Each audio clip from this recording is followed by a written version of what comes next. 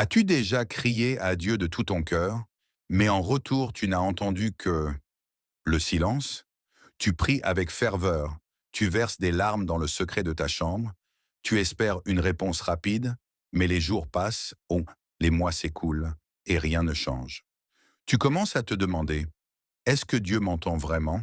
Est-ce que mes prières montent jusqu'au ciel? Ou bien est-ce que j'ai fait quelque chose qui l'a fâché? Ce sentiment n'est pas étrange. Beaucoup de croyants, même les plus forts dans la foi, ont traversé cette saison où Dieu semble lointain. Job criait sans réponse. Le roi David, dans ses psaumes, demandait « Jusqu'à quand, Éternel, m'oublieras-tu » Et même Jésus, à la croix, a dit « Mon Dieu, pourquoi m'as-tu abandonné ?» Si eux ont vécu ce silence, cela veut dire que toi aussi, tu n'es pas seul dans cette épreuve. Mais attention, le silence de Dieu n'est pas son absence. Il est souvent un langage, une école spirituelle, une manière pour Dieu de fortifier ta foi et de te préparer à des bénédictions plus grandes que celles que tu imagines. Ce silence peut cacher un message, une direction nouvelle ou une bénédiction différée qui portera plus de fruits qu'une réponse immédiate. Alors, au lieu de fuir, reste connecté. Ne ferme pas ton cœur parce que tu n'entends rien. Ouvre-le encore plus grand. Continue à lire, à écouter et à persévérer, car ce que tu crois être un silence est peut-être la plus grande réponse de Dieu pour transformer ta vie.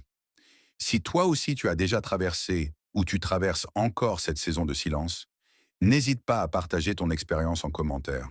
Dis-nous ce que tu ressens, ce que tu apprends et comment tu continues à avancer dans la foi. Ton témoignage peut encourager quelqu'un d'autre. N'oublie pas non plus de liker cette réflexion si elle te parle, de t'abonner pour recevoir d'autres messages d'encouragement et de partager cette vidéo ou ce texte à un ami qui en a besoin aujourd'hui. Ensemble, bâtissons une communauté de foi qui ne lâche pas, même quand Dieu semble silencieux. Se rappeler que le silence de Dieu n'est pas son absence. Quand Dieu semble silencieux, la première vérité à graver dans ton cœur est celle-ci. Il n'est jamais absent. Son silence ne veut pas dire qu'il t'a abandonné, mais qu'il agit dans l'invisible.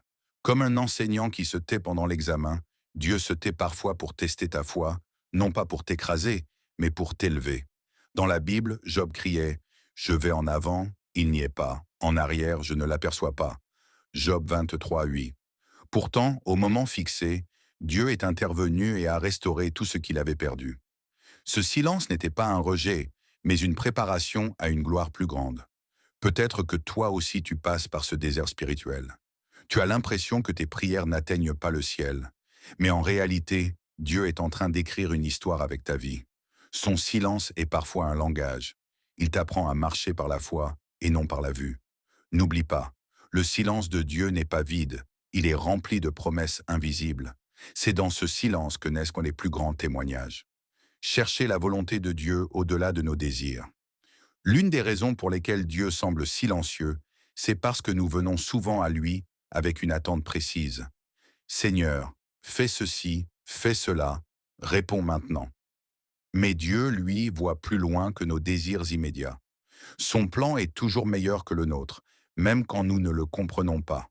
Souvent, le silence est une manière de nous dire « Mon enfant, ce que tu demandes n'est peut-être pas le meilleur pour toi, ou bien le temps n'est pas encore venu. » Dans ces moments, le silence devient une invitation à chercher sa volonté plutôt que d'imposer la nôtre.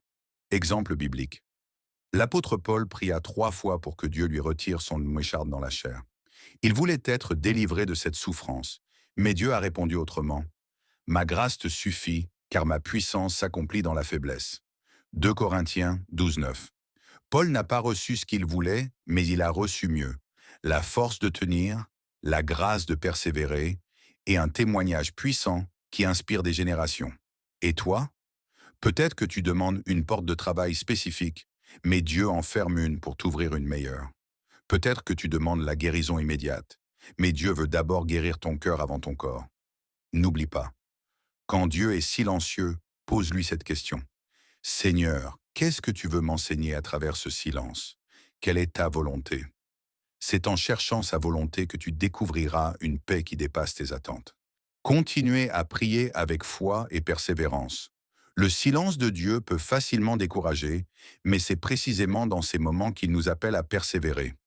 Jésus lui-même a enseigné à ses disciples par la parabole de la veuve importune, Luc 18, 1 à 8, qu'il faut toujours prier sans se lasser.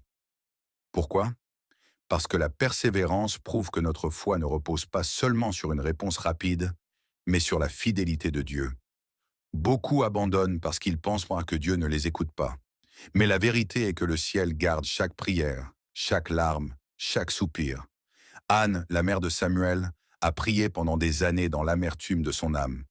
Tout le monde pensait que Dieu l'avait oubliée, mais au temps fixé, elle a donné naissance à l'un des plus grands prophètes d'Israël. Son exemple nous montre que la persévérance dans la prière transforme le silence en témoignage. Retiens ceci. Ne cesse pas de prier, même quand tu ne vois rien. Ne cesse pas d'espérer, même quand tout semble bloqué. Le silence de Dieu est parfois le terreau d'un miracle en gestation. Persévère, et tu verras la gloire de Dieu se manifester. Quand Dieu semble silencieux, rappelle-toi ceci. Son silence n'est pas un abandon, mais une invitation à grandir dans la foi, à chercher sa volonté et à persévérer dans la prière. Le silence de Dieu est souvent un espace de préparation, une saison où il travaille dans l'invisible pour t'accorder plus que ce que tu demandes. Comme Job, Paul ou Anne, choisis de rester ferme, car ceux qui tiennent jusqu'au bout voient toujours la main de Dieu se manifester. Peut-être que tu traverses ce silence aujourd'hui. N'oublie pas, Dieu t'entend, Dieu te voit, et au moment parfait, il répondra. Ce que tu crois être un retard est en réalité un rendez-vous divin avec sa gloire. Si ce message t'a parlé, prends un instant pour liker, afin que d'autres puissent aussi l'entendre. Écris en commentaire ce que tu as appris ou vécu quand Dieu est resté silencieux dans ta vie. Ton témoignage peut fortifier quelqu'un d'autre. Et surtout, partage cette vidéo ou ce texte avec un ami qui en a besoin. Abonne-toi pour recevoir d'autres messages d'encouragement qui vont nourrir ta foi. Ensemble, bâtissons une communauté qui croit, même dans le silence de Dieu.